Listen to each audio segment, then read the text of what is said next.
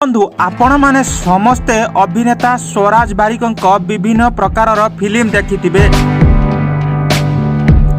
से किछि सिनेमा रे कॉमेडी फिल्म सहित सुख दुख मध्य रही थाए। सही भली एही फिल्म रे भिन्न प्रकार अभिनय करिसंती बोली कुआ जाउची। से फिल्म रो ना हेउची प्रथा। एहार प्रथम पोस्टर रिलीज होईची जहा आपण माने स्क्रीन रे देखुचंती। फिल्म टी भलो होइथिबो बोली अनुमान करा जाउची।